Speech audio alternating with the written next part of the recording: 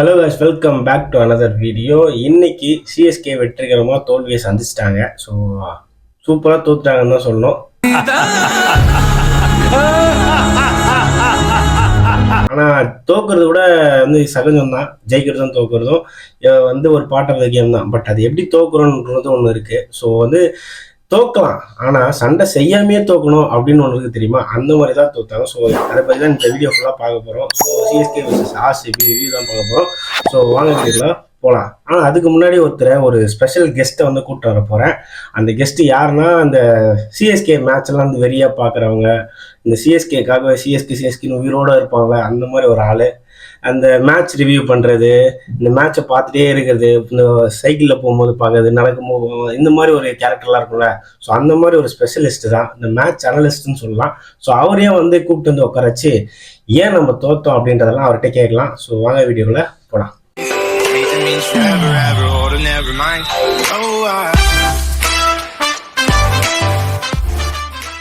So hello guys, இவர் தான் அந்த ஆள். எப்படின்னா, நம்ம சொல்லல அந்த மேட்ச் அனலிஸ்ட்னு. சாலா நீ யாருடா?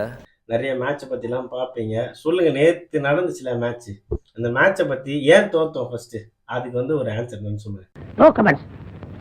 இன்னைக்கு நம்ம ஏன் தோத்தோன்ற பற்றி பேச போகிறோம். தோத்தோன்றது சொல்கிறோட நீங்க இப்படி இந்த மைக்ல கேட்குற மாதிரிலாம் பண்ண வேணாம், நார்மலா பேசுங்க. இன்னமும் நான் எங்கேருந்தோ உங்களுக்கு மைக்ல பேசுற மாதிரிலாம் இருக்குது, நார்மலா பேசுங்க. அசிங்கப்படுத்துறேன், இன்சல்ட் பண்றேன், நார்மலா தான் சார் பேசுறேன். சொல்லுங்க. நம்ம ஏன் தோத்தோம்னு சொல்றத விட நேற்று மேட்ச் எப்படி கை நழுவி போச்சுன்னு சொல்லணும். சரி சொல்லுங்க. ஃபர்ஸ்ட் அந்த ஒரு கேட்ச் விட்டாங்கல்ல, அது கேட்ச் இல்ல, மேட்ச். யாரா இவனுங்க, எங்கிருந்துடா வந்துக்கிறானுங்க? அங்கேயே விட்டாங்க. அந்த பட்டிதார் கேட்ச தீபக் கூட விடுவாரு, அந்த கேட்ச் தீபக் கூட விடுவாரு, ராகுல் திருப்பதி விடுவாரு. சிஎஸ்சி பிளேயர்ல ஒரு பாதி பேர் விட்டுருவாங்க கேட்ச். சரி, அங்கேயே விட்டாங்க மேட்ச. சரி. இல்ல இப்ப மேட்ச் கேட்ச விடுறாங்க அப்படின்றதோட நீங்க இப்ப என்ன சொல்றீங்களா, கேட்ச விட்டனால தான் மேட்ச தோத்துருன்னு சொல்றீங்க. ஆனா அது மட்டும் ஒரு காரணம் இல்ல. போலிங் ஃபர்ஸ்ட் 6 ஓவர்லயே பாத்தீங்கன்னா ஒரு 7 ஓவர்லயே 10 போல இருக்கிறாங்க நம்ம சிஎஸ்கேல ஆல்ரவுண்டரோட சேர்த்து. சரி, நீங்க 6 ஓவர்லயே பாத்தீங்கன்னா கிட்டத்தட்ட ஒரு 5 போலரை கொண்டு வந்துட்டாரு பிளேலயே. சரி, 10வது ஓவர் முடியறதுக்குள்ள ஒரு 6 போலிங் போட்டாங்க. போலிங் ஆப்ஷன் ஒரு ஸ்பெல் ஒரு ஆள் போடுறாருன்னா ஒரு 2 ஓவர் போட்டாதான் அவர் ஏதாவது பண்ண முடியும். சாம் கரன் 1 ஓவர் போட்டாரு, விக்கெட் எடுக்கல. பாத்தீங்கன்னா ரன் கண்டெயின் பண்ணாரு, 4 ரன் கொடுத்தாரு ஃபர்ஸ்ட் ஓவர்ல. சரி, அவருக்கு அடுத்து ஓவர் கொடுக்கும்போது கொஞ்சம் ஏதாவது மிஸ் மேட்ச் ஆகுது, இல்ல சரியா வரல அப்படின்னா போலிங் ஆப்ஷன் மாத்தலாம். விக்கெட் எடுக்கணும்ன்றதுக்காகவே ரொட்டேட் பண்ணிட்டே இருந்தாங்க.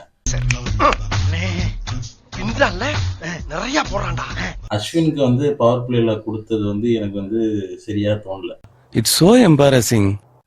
இல்ல ஆக்சுவலா அஸ்வினை இப்ப ஆர்ஆருமே யூஸ் பண்ணிடுறாங்க, அவங்க தானே பவர் பிளேல கொடுத்துருக்காங்க.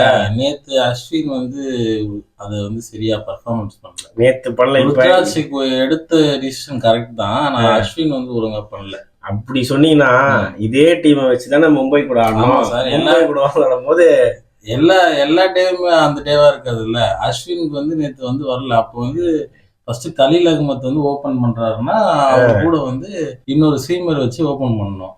இல்ல நீங்க ஸ்பின் வச்சு தான் அட்டாக் பண்ண போறீங்கன்னா அதுல கிளியர் கட்டா இருக்கணும். சரி, ஸ்பின் யூஸ் பண்றதா இல்ல ஃபேஸர் வச்சு போடுறதா இன்னே தெரியாம ருத்ராஜ் ஒரு கன்ஃபியூஷன்லயே போலிங் ரொட்டேஷன் பண்ணதுலயே பாத்தீங்கன்னா போலருக்கு ப்ரெஷர் ஆயிடுச்சு. சரி, ஓகே. பாத்தீங்கன்னா போலிங் போட்டாப்ல ஃபர்ஸ்ட் ஓவர்லயே பாத்தீங்கன்னா அவர் போலிங் பொழந்துட்டாங்க. சரி, பொழந்துட்டாங்க. அதாவது இப்ப நீங்க இப்போ போலர் சைடா சொல்றீங்க, நான் என்ன சொல்றேன், என்ன பொறுத்த வரைக்கும் அந்த மேட்ச் ஏங்க அவன் 240, 280, 300 இந்த மாதிரி ஒரு ஸ்கோரை பண்ணிட்டு இருக்காங்க. இவங்க இன்னமும் நான் 150 தான் டார்கெட் வைப்பேன். சிஎஸ்கே பாத்தீங்கன்னா ஹை டோட்டல் ஸ்கோர் என்னைக்குமே வச்சு ஜெயிச்சது கிடையாது. அதுக்கெல்லாம் தெம்பில்ல, விட்டுடுங்க. அதுதான் அடிக்கவே மாட்டாங்களே. ஆக்ஷன்ல எடுக்கும் போதே ஒரு நல்ல பவர் ஹீட்டர் வச்சு நம்ம சேப்பாக்கம் பொறுத்த வரைக்கும் பவர் ஹீட்டர் வச்சு ஜெயிக்க முடியாது. சரி, சேப்பாக்கம் ஹோம் கிரவுண்ட், நம்ம ஹோம் கிரவுண்ட்ல ஒரு 5 மேட்ச் விளையாட போறோம். சரி, வெளி கிரவுண்ட்ல போனா புடிங்கிருப்ப. கேளுங்க, சொல்றது கேளுங்க சார், ஆ. அவசரப்படாதீங்க.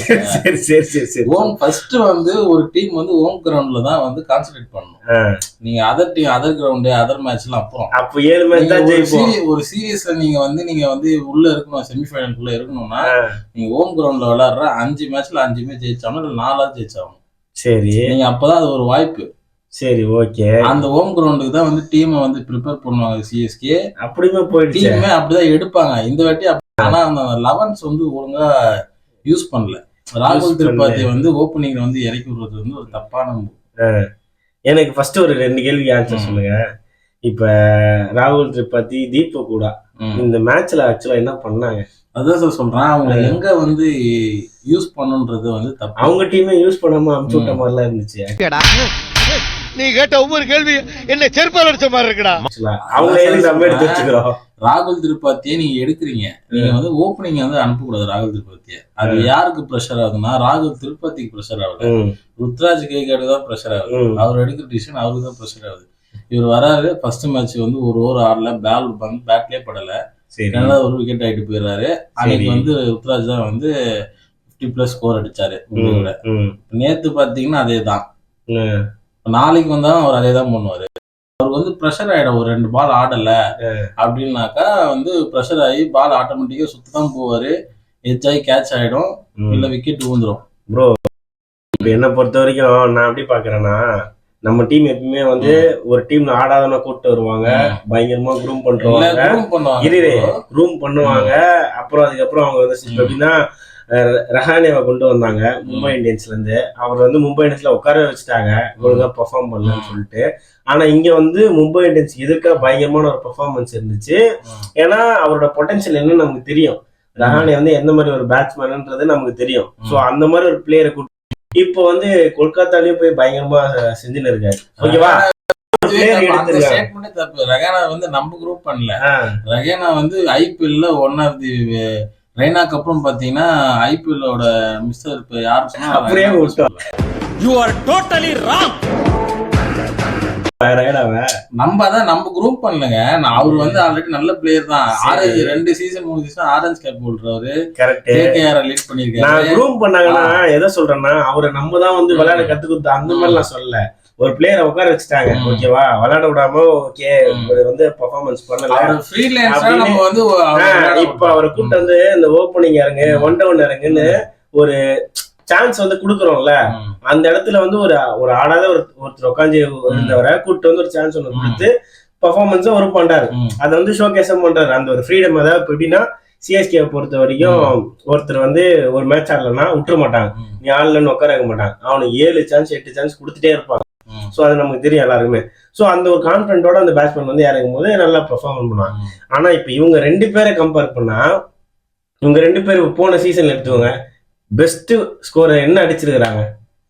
அதுதான் சொல்றேன், இது வந்து 11s வந்து தப்பு. அப்ப இந்த 11ஸே தப்பு. கரெக்டா? அந்த ஸ்டேட்மெண்டே தப்பு. இப்ப கூட யூஸ் பண்ணலாம், எந்த மேட்ச்ல யூஸ் பண்ணணும், எந்த ஸ்டேடியத்துல யூஸ் பண்ணணும், எந்த டீம் கூட யூஸ் பண்ணணும் ஒண்ணு இருக்கு. கரெக்ட். அவங்க வந்து இப்ப தீபக் கூட வந்து நம்ம எப்படின்னா அவங்க வச்சு டெஸ்ட் தான் பண்ணிட்டு நான் நினைக்கிறேன். அது வந்து ஃபர்ஸ்ட் 2 மேட்ச்ல பண்ண விடாது, ஹோம் கிரவுண்ட்ல பண்ண விடாது. ஏன் ஹோம் கிரவுண்ட்ல பண்றாங்கன்னா, நம்ம ஸ்பின் வச்சு போலிங் போடுவோம், நம்ம வந்து மேட்ச் நம்ம மட்டும் போவாது அப்படின்ற ஒரு தைரியத்துல ஹோம் கிரவுண்ட்ல வந்து இவங்க பிளேயரை வந்து அவரை வச்சு எவ்வளவு கேப்பபிள் பண்ணலாம் யூஸ் பண்ணிடுறாங்க. அந்த அதை யூஸ் பண்ணி நினைச்சதுதான் நேத்து வந்து தப்பா போயிடுச்சு. நேத்து எடுத்த 11ஸே தப்பு. நேத்து ஓப்பனிங் வந்து ருத்ராஜ் ஆடி இருக்கணும், அந்த பக்கம் சச்சின் ரவீந்திரா ஆடி இருக்கணும். ரச்சின் ப்ரோ அசிங்கப்படுத்துற, இன்சல்ட் பண்ற. அவர் வந்து சச்சின் பிளஸ் வந்து டிராவிட் ஒண்ணும் இல்ல கைஸ், அவருக்கு வந்து டக்குனு இந்த மாதிரி வார்த்தைலாம் மாறும். சச்சின் பிளஸ் டிராவிட் அது 2 சேர்த்துதான் அவர் வந்து ரச்சின் ரவீந்தர் வச்சிருக்காரு. ஆனா நான் அவரை சச்சின் ரவீந்தர் தான் கூப்பிடுவேன். ஓ அப்படி? ஆமா, அவர் நம்ம ஊர் பிளேயரே இல்லங்க. அவரை இந்தியன் சிட்டிசன்ஷிப் இங்க இருந்து தான் போய் அங்க வந்து செட்டில் ஆகி இருக்காரு. சரி ஓகே, நம்ம அந்த எல்லாம் போதா விளையாடு மேட்சுக்கு வருவோம்.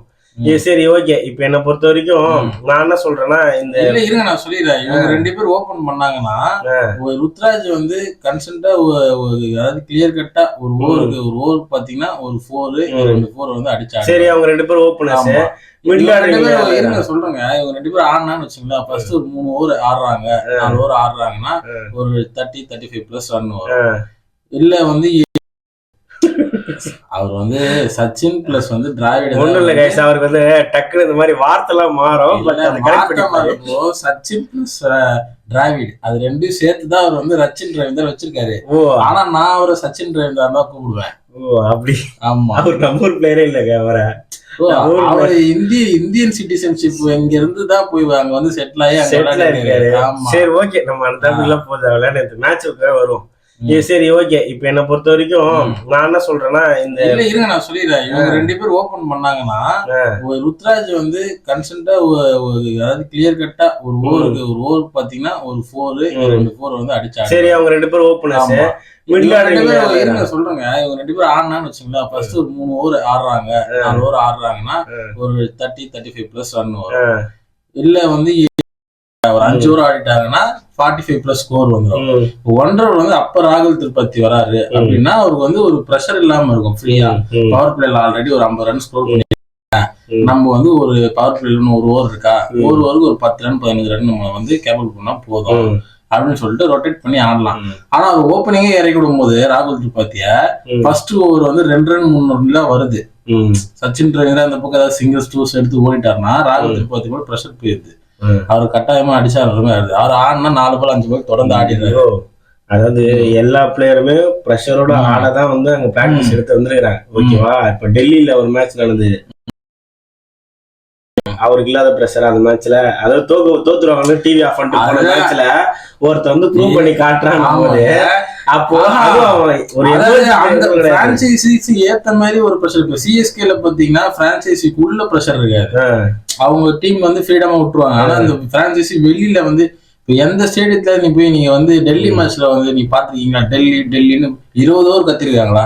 இல்ல இல்ல வேற எந்த டீம்ல 20 ஓவருமே நீங்க தோக்க போய் தெரிஞ்சாலே டெல்லின்னு கத்துவாங்களா? கத்த மாட்டாங்க. பிரான்சைஸ் உள்ளதான் பிரஷர் இருக்கும், அவங்க டீம் உள்ளதான் டீம் மேனேஜர் தான் அவங்க பிரஷர். ஆனா சிஎஸ்கே அப்படி கிடையாது. அந்த ஆடியன்ஸ் கிரௌட் இருக்கு தெரியுமா, ஓவர் ஆடலன்னும் போது அந்த சைலன்ஸ் ஒரு மாதிரி வரும்போது இவங்களுக்கு ஆட்டோமேட்டிக்கா பேட்ஸ்மேன் பிரஷர் ஆயிடும். இதனாலதான் இப்ப அது வந்து புதுசா அவர் வந்து அது ஓப்பன் சிஎஸ்கே இப்பதான் அவர் வந்து பிரசன்ட் பண்றாங்க. அவர் ஓப்பனிங் அனுப்புறீங்க, ஒண்ணு அவர் ஓப்பனிங் அனுப்புனா அந்த பக்கம் ஸ்கோர் வரணும். சச்சின் ரவீந்திராவும் பொறுமையா விளையாடுறாரு, ஸ்கோர் வரலன்ற மாதிரி ஆட்டோமேட்டிக்கா 2வது ஒரு அடிச்சானு முடிவு பண்ணிடுறாரு. சரி, அது வந்து இவருக்கு சரியா அமைய மாட்டேது, கேட்ச் ஆயிடுது. அதுக்குதான் அவர் 1 டவுன் விளையாண்டாருன்னா 45 பிளஸ் ஸ்கோர் வந்துடும். ருத்ராஜ் இவங்க ஆடும் போது சச்சின் ரவீந்திரா விக்கெட் ஆகுது இல்ல ருத்ராஜ் ஆகுதுன்னா அப்ப அதுக்கேத்த மாதிரி இருக்கும். 1 டவுன் வந்து ருத்ராஜ் வர்றதுனாலதான் இந்த கொலாப்ஸ். ருத்ராஜ் வந்து ஓப்பனிங் பண்ணாங்கன்னா பவர் பிளேல வந்து 50 பிளஸ் ஸ்கோர் அடிக்கிறதுக்கு வாய்ப்பு இருக்கு.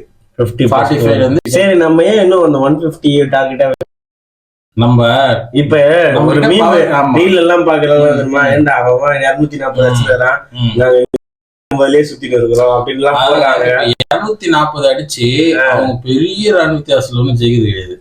நீங்க வந்து ஹைதராபாத் மேட்ச் சேஸ் பண்ண ஹைதராபாத் மேட்ச் எடுத்துக்கோங்க, 280 அடிக்கிறாங்க, 290 300 கூட அடிப்பாங்கன்னு வச்சுக்கோங்க.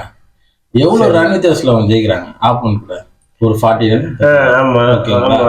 அப்ப அத கணக்கு பண்ணீங்கன்னா நீங்க 150 ஸ்கோர் அடிச்சுட்டு ஒரு டீம் வந்து ஜெயிக்கிறன்றது பெரிய விஷயம். எது ஜெயிக்கவே இல்லையா? ஒரு போன மேட்ச் நம்ம சரி, மும்பை இந்தியன்ஸ் ஒரு மேட்ச் சொல்லலாம். மேட்ச்ல நம்ம ஜெயிக்க வேண்டியதுதான். அந்த கேட்ச் புடிச்சிருந்தாங்கன்னா அங்க மேட்சே வேற ஒரு 30 ரன் வந்து கம்மியா இருக்கும் பெங்களூருக்கு. நான் சொன்னல இந்த சிஎஸ்கே வெரியன்ட் அந்த ஃபயரை தான் கொண்டு வந்திருக்கிறேன். இல்லைங்க, நீங்க அந்த கேட்ச் நாங்க முட்டுதான் கொடுப்போங்க. பிரதர், இப்ப நான் என்ன கேக்குறேன்னா, நேத்து நடந்த மேட்ச்ல வந்து அவங்க வந்து ஒரு இன்டென்ஷனோட ஃபைட் பண்ண மாதிரியே தெரியல. ஒரு சாம்பியன்ஸ் டீமு சிஎஸ்கேனா எப்படி அப்படின்னு ஒன்று இருக்கும். இது வந்து 2019-20 நினைக்கிறேன். இந்த ருத்ராஜ் வந்த புதுசு தோனி சொல்லுவார் தெரியுமா, யங்ஸ்டர்ஸ் கிட்ட ஸ்பார்க்கே இல்லை, ஏன் சான்ஸ் தர மாட்டேன்னு சொல்லிடுமோ அவர் சொல்லுவார் ஸ்பார்க்கே இல்லைன்னு. ஏன்னா அந்த சீசன் தான் நம்ம ஃபர்ஸ்ட் டைம் வந்து பிளே ஆஃப்லேயே வராமல் வெளியில் போனேன். ஸோ அப்போ வந்து அப்பயும் அதே மாதிரி தான், ஒரு இவ்வளோ சேஸ் பண்ற ரன் அடிக்கிறோம்னா நீ அதுக்கு ஒரு இன்டென்ஷனாவது காட்டணும். இது எப்படின்னா, இப்போ 12வது ஓவர் வராங்க, அப்போ வந்து 100 ரன் மேலே அடிக்கணும் அப்படின்னு இருக்கும்போது இன்னொரு 8 ஓவரில் ஒரு ஃபயர் காட்டணும். ஓகே, அடிச்சுட்டு தான் ஆடணும் அப்படின்னு. அந்த மாதிரி யாருமே பெர்ஃபார்ம் பண்ணல. எல்லாம் சிங்கிள்லாம் அடிக்கும் போது அதை பார்த்தா ஷாக் ஆகுது. அப்போ வந்து எப்படி நாங்கள் நெட் ரேட் முன்னாடியே தோத்துட்டோம் அப்படின்னு முடிவு பண்ணிட்டு நம்ம வந்து நெட் ரேட் ஆடணும்னு ஆட்டாங்களா? என்ன பதில் சொல்லுவ? ஆமான்னு உண்மையை ஒத்துக்க முடியுமா? செருப்பால் அடிப்பாங்க. சிஎஸ்கே வந்து சேசிங்ல வந்து எப்பவுமே வந்து அதிக ரன் எடுக்காது. சரி, அதுக்கு ஏன் காரணம்னா நம்மள பவர் ஹிட்டர்ஸ் வந்து யார் இருக்கா? தூபே ஒருத்தர் இருக்காரு, சிவன் தூபே. ஓகேங்களா? மகேந்திர சிங் தோனி இருங்க, இது எப்படி இருக்கு? அவரு வர்றது கடைசி ஓவர் தாங்க வருவாரு. எனக்கு புரியாத கேள்வி மெயினா அதாங்க. ஏங்க ஜடேஜா வந்து பவர் ஹிட்டரா? ஃபர்ஸ்ட் அது கேள்வி சொல்லுங்க. ஜடேஜா வந்து பவர் ஹிட்டர் கிடையாது. அப்படியும் பவர் ஹிட்டர்னு இல்லன்னு சொல்ல முடியாது.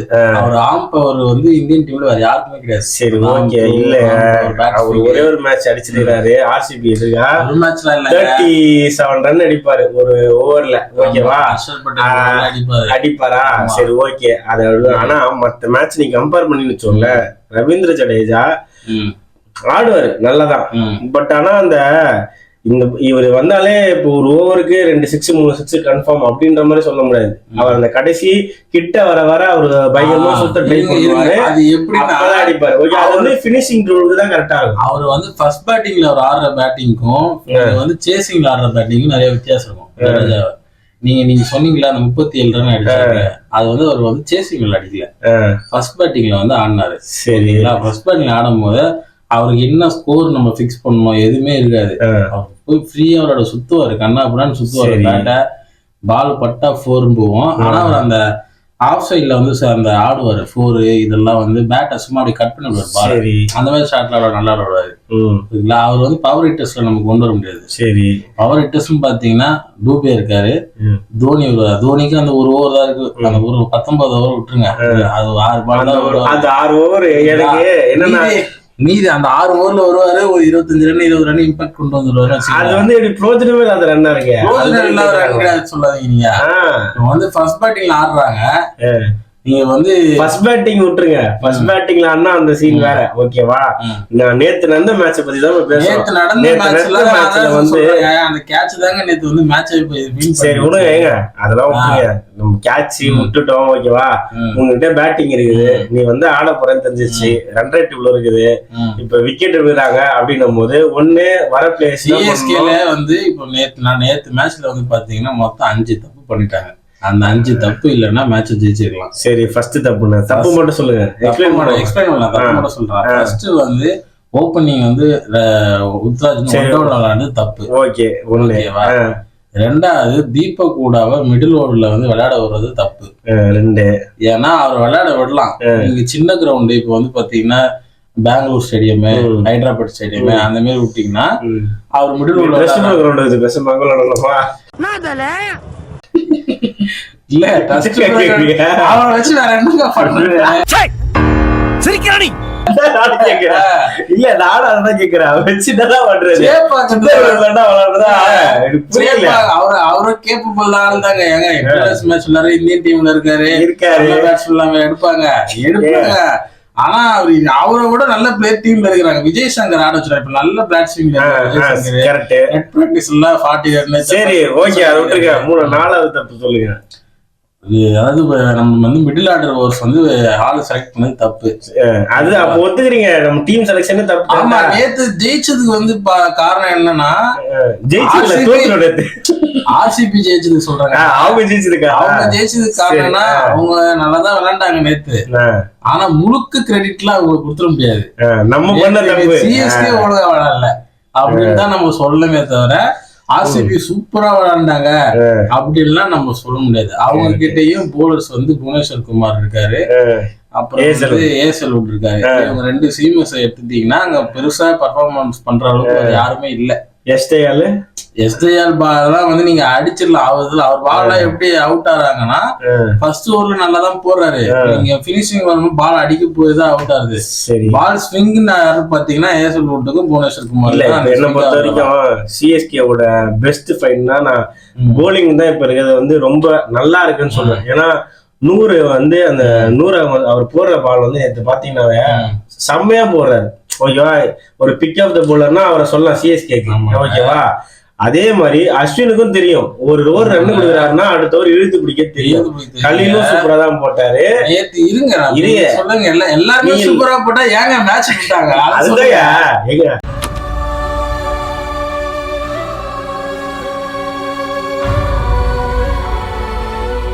அதாவது அடிக்கணும்னு வரானுங்க.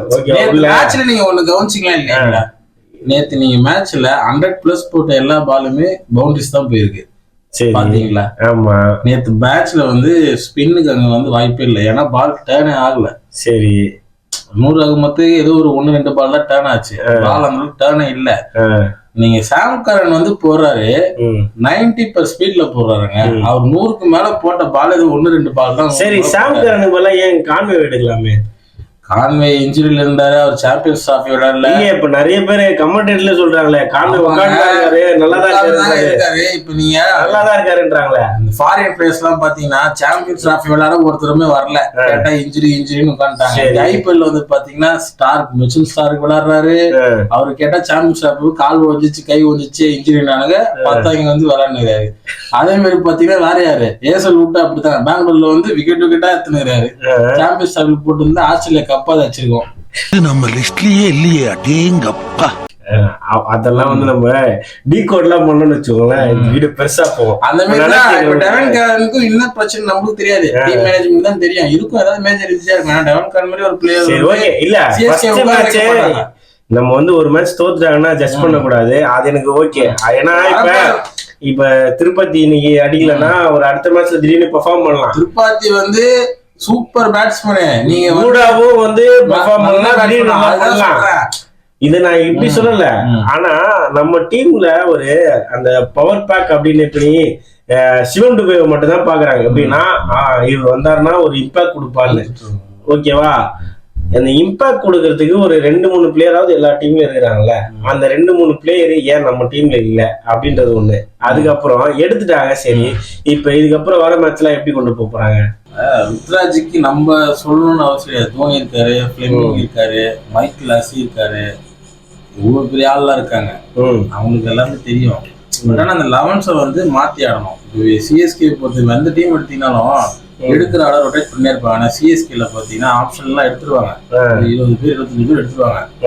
மேக்சிமம் 14 பேர் விளையாடுறதே பெரிய விஷயமா இருக்கும். 11 பேரா 11 பேர் தான். ஏதாவது கை கால் ஒழியா மட்டும் தான் வேற ஆள் விளையாடுற மாதிரி இருக்கும். எனக்கு வந்து ஒரே ஒரு பிரச்சனை தான். எனக்கு தோத்ததெல்லாம் தோப்பாங்க, நாளைக்கு ஜெயிப்பாங்க, அதெல்லாம் பிரச்சனை இல்லை. ஒரு இன்டென்ஷன் ஏன் அந்த தோனி ஏன் வந்து அஸ்வின் ஏன் முதல்ல முன்னாடி வந்து எனக்கு நீ தோனி கண்டியா கூட இருக்கல. நீ ஒருத்தன் வந்து 20,000 ரூபாய் 30,000 ரூபாய் செலவு பண்ணி மேட்ச் ஸ்டேடியம் பார்க்க வரான். அவன் என்ன சொல்றான்னா வெளியில வந்து நின்று ஏங்க அவர் என்ன கடைசி ஒரு வந்து ஆடுறாரு, அவர் எதுக்கு அந்த மாதிரி 4-6 அது முன்னாடியே வந்து பண்ணா அவுட் ஆயிட்டு போனா கூட உங்களுக்கு ஒரு சந்தோஷமா இருக்கும். கடைசியில தோக்க போறது தெரிஞ்சு இது எதுக்குங்க அதை பண்ணணும் அப்படின்ற மாதிரி ஒருத்தர் கேள்வி கேட்கறான். அவன் கிடக்குறான்டா மயிராண்டி. அவர் எக்ஸ்பீரியன்ஸ்க்கு இவங்க வந்து பேசுறதே முதல்ல எனக்கு என்னடா அது இப்படிலாம் பேசுறாங்க. ஏதோ ஒரு மேட்ச் இவ்வளவு மேட்ச் 5 கப் வாங்கி கொடுத்துறாங்க சிஎஸ்கேக்கு. அதை பத்தில யாரும் பெருசா பேசல. திடீர்னு ஒரு மேட்ச் இப்படி அண்ணா அப்படி பேசுறாங்கன்னா அவன் சொல்ற ஒரு பாயிண்ட் இருக்குல்ல, நான் இவ்வளவு காசு கொடுத்து வந்து பாத்துக்கிறேன், என் டீம் ஜெயிக்கணும்னு நான் வந்து பாக்குறேன். அந்த டைம்ல நீங்க வந்து ஒரு பேட்ஸ்மேன் இருக்கும் போது ஒரு அஸ்வின் மாதிரி ஒரு ஆளை வந்து முன்னாடி இறக்கி விட்டு நீங்க பின்னாடி நினைக்கிறீங்கன்னா அப்போ அந்த டைம்ல ரன் ரேட் என்ன ரேட்டு நீங்க அப்படித்தானே வந்து ஆடணும். நீங்க அஸ்வின் சொல்றீங்க, ஜடேஜாக்கு முன்னாடியே வந்துருக்கணும்னு நான் சொல்றேன். போயிட்டீங்க. இது கடந்த 3 சீசனாவே நடக்குது.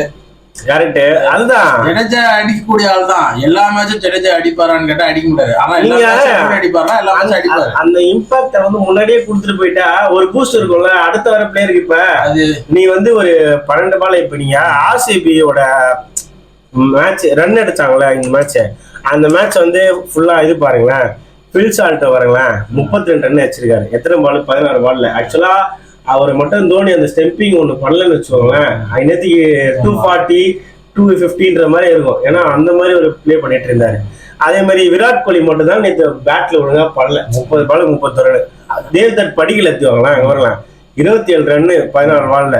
ஸோ 32 பால்ஸ்ல வந்து 51 ரன்ஸ் பட்டிதாரு. இந்த மாதிரி கம்மி பால்ல வந்து ஒரு இம்பாக்ட் கொடுத்துட்டு போயிட்டாங்க. பெரிய ஸ்கோர்லாம் கிடையாது இதுல அடிச்சவங்க யாருமே.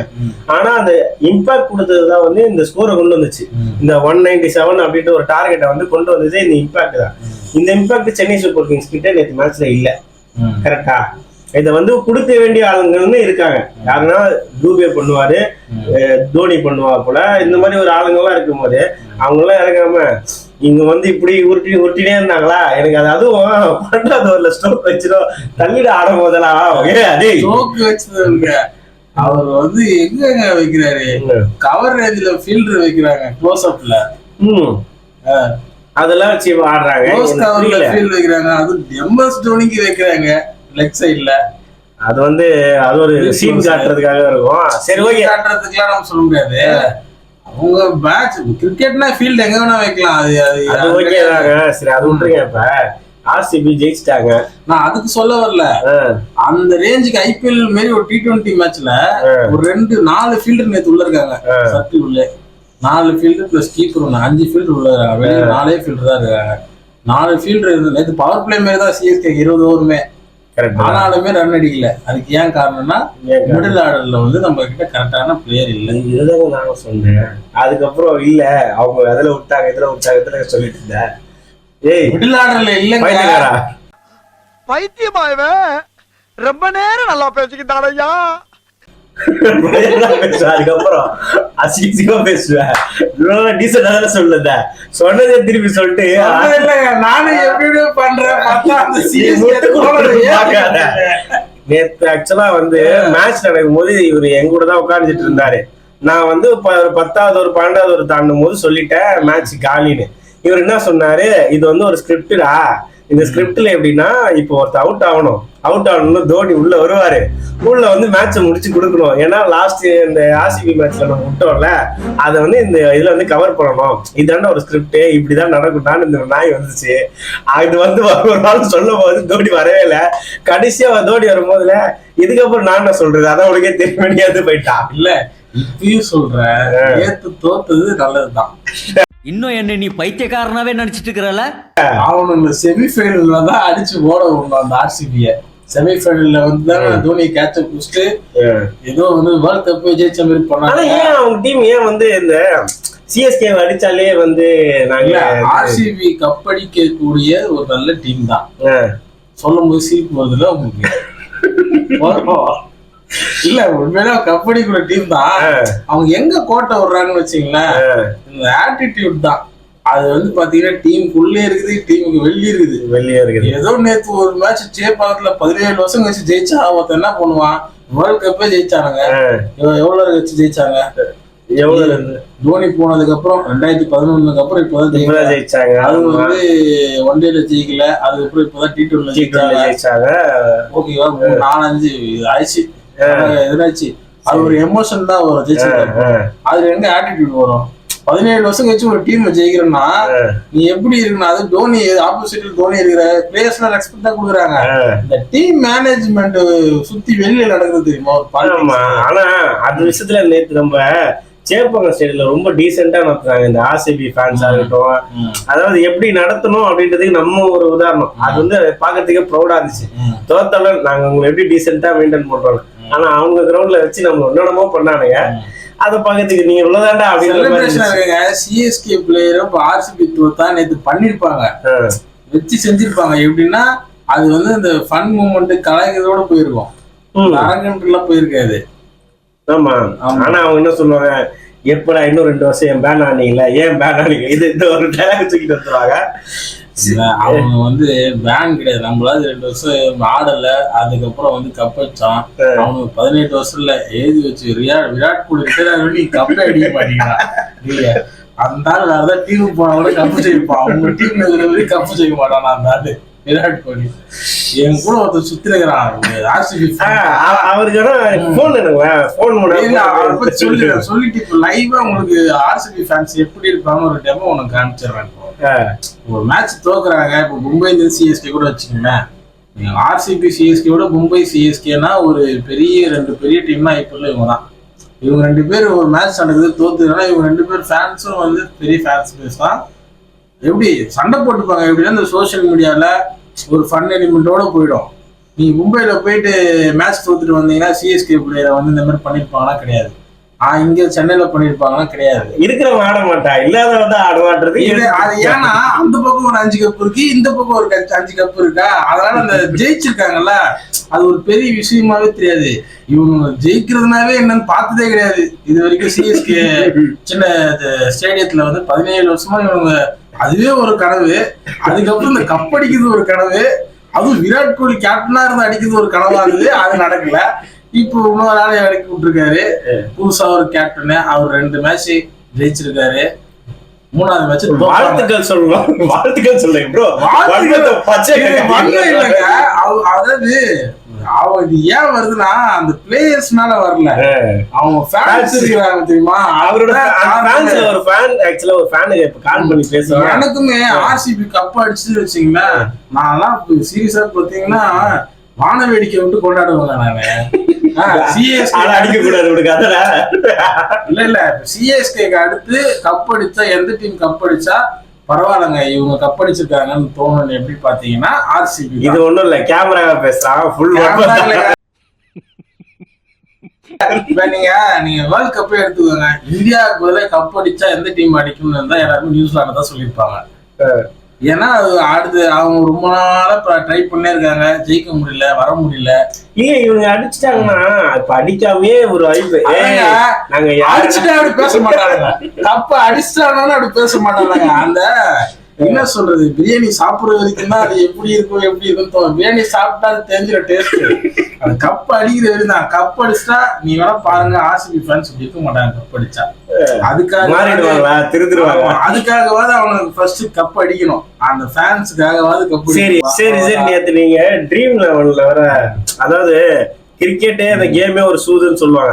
அதுலயும் நம்ம ப்ரோ சூதுல ஆடுவாரு. இந்த ட்ரீம் லெவல்ல இதெல்லாம் ஆடுவாரு. ட்ரீம் லெவலுங்க நோட்டிபிகேஷன்ல வந்துச்சுங்க, இது ஃப்ரீ என்ட்ரி போடுங்க 45 கோடி. 45 கோடி வாங்கினீங்க யாரு மேல நீங்க கட்டிங்க? 45 கோடிக்கெல்லாம் நான் போடல. அதாவது எப்படின்னா இந்த சிஎஸ்கே மேட்சிங் மட்டும் தான் அந்த மாதிரி போடுவேன்.